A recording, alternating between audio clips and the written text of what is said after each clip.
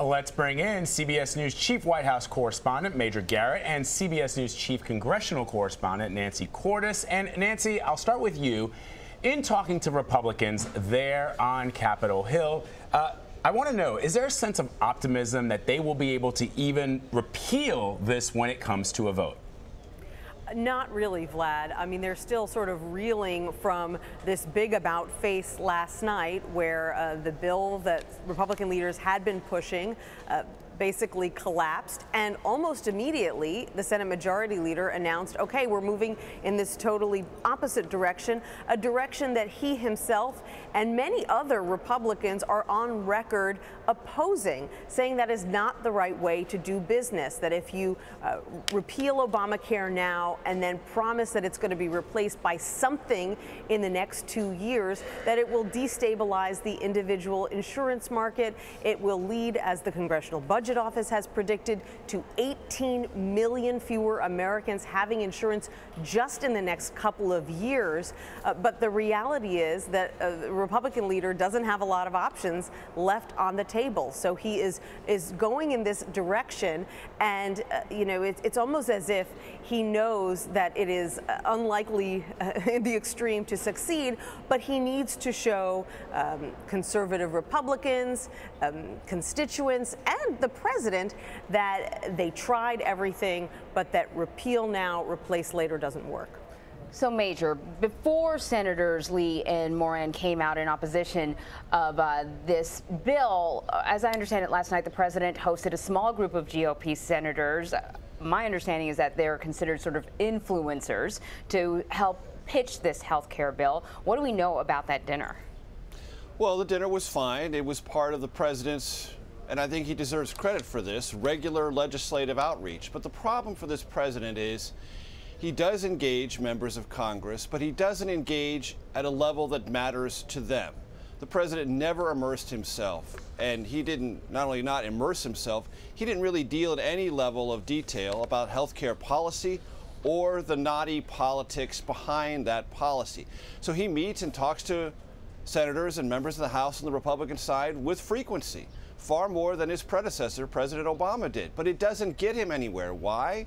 Because he doesn't get down to the nitty-gritty of what the policy is, nor does he create a political environment around that policy helpful to lawmakers. So yes, he had a dinner here last night thinking that he was engaging and working on the process to get votes. Meanwhile, the thing is collapsing on Capitol Hill at the very same time. That is as stark an example of the disconnect between the president's outreach and what it actually means in the real political and legislative world. It's nice. No one disagrees with it. No one's going to turn down an invitation to the White House. But in the end, does it have any stick to it? Meaning, does it glue members of the Republican conference in the Senate to the president and vice versa? Clearly, it does not. And that's why Senate Republicans find themselves, as Nancy just aptly described, in a place where the worst of all possible political outcomes is now the only one left available to them. Try to do something that for months they said, A, they didn't want to do, and B, shouldn't do. And then if you do it, what do you create? Chaos in the insurance marketplace and all of the political ramifications that come from that. Because if you do straight repeal and there is no replacement, nobody knows in what environment their health care decisions will be made at the insurance company level, the individual market, the marketplaces at the state level, and governors of both parties, but especially Republicans, don't know what the future of their Medicaid allotment is going to be. That is pure chaos. That's why it was not chosen in the first place, but that's all that's left. Major, I want to follow up briefly on what you just mentioned before we go to Nancy. The president has a reputation, well-earned, some would say, of being a deal maker, of being a great marketer. His poll numbers are down, but he is still very strongly supported by his base. Will this tarnish that image? And more importantly, why wasn't the president able to get a deal? In other words, why did all that charisma that he brings, what people love about Donald Trump, the ability to sit down across the table and hammer out a deal, is it just because, as many have posited, that he's just not familiar with how Washington politics works? Well, that's part of it, but also healthcare is a very, very difficult subject. Nancy and I have covered healthcare for the better part of 20 years in Washington. It is one of the hardest issues to deal with because it deals with not only intimate personal decisions, your relationship to your doctor, insurance companies, vast parts of the U.S. economy, and varying needs for varying people across all political spectrums, so it's hard. On Air Force One en route to Paris last week, the president said the only thing harder than health care is Middle East peace. Well, how long has that problem vexed American presidents? More than 60 years. So health care by itself is difficult. And the idea that as someone in private business, you can cut deals the exact same way in politics just doesn't work. It never has, and it never will. It doesn't mean the president can't strike deals, but it means you have to develop an entire different skill set. He's working on that. But one of the decisions he made was to defer almost all of the tactical decisions to a much more experienced legislative tactician, Senate Majority Leader Mitch McConnell. But even he couldn't pull it across, and the fact of the matter is, when push came to shove, there was no political cover from this White House. No rallies on behalf of health care, no tweet storms on behalf of the specifics in the emerging Senate Republican health care alternative. Senators got very little help from this White House or this president. And that distance that's sort of always been there at the core of this awkward relationship between this outsider insurgent semi-Republican who claimed the party's nomination, then won the presidency, is visited upon this very tough issue. So when you have that estrangement or that distance to begin with, it makes all of these calculations much more difficult, and we've seen the results of it so far. Nancy, Mitch McConnell's suggestion was to repeal Obamacare, but delay the implementation of that repeal for a couple of years. Obviously trying to sort of toss the ball down the road, perhaps after midterm elections, so that he and other senators may not feel the sting of the inability to pass anything. But I'm wondering if constituents will see that as a tactical move and be upset about it anyways. Well, you know, there's a possibility that they won't have much time to mull it over before this approach goes by the wayside, because just like the bill that Leader McConnell was trying to pass until yesterday, it's only going to take 3 Republican senators coming out against this Plan C to kill it. And already one of them, Senator Susan Collins of Maine, voted against that very same GOP plan, repeal now, replace later, back in 2015. So I wouldn't be surprised if as early as today you hear from Susan Collins and hear that she is going to work to block this bill, and then you'd be down to 2.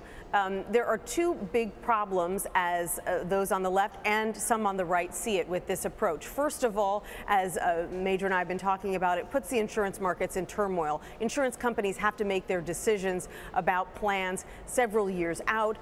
If you basically tell them, hey, 2 years from now, the system that you're operating in is completely going to go away and we can't tell you what is going to replace it, there will be a number of insurance companies that will decide to pull out of the marketplace, even more than we've already seen exiting the marketplace. And then beyond that, there's a political question, a question of political will. You'll have Republicans saying, wait a minute, we haven't been able to reach consensus on a replacement plan for Obamacare in the past 7 months. Who's to say that if we give ourselves 2 years, we will be able to do it then? What if we get to the end of the 2 years and we have nothing to show for it? You know, there were a lot of Democrats and Republicans here on Capitol Hill when they put that sequester into effect a few years ago.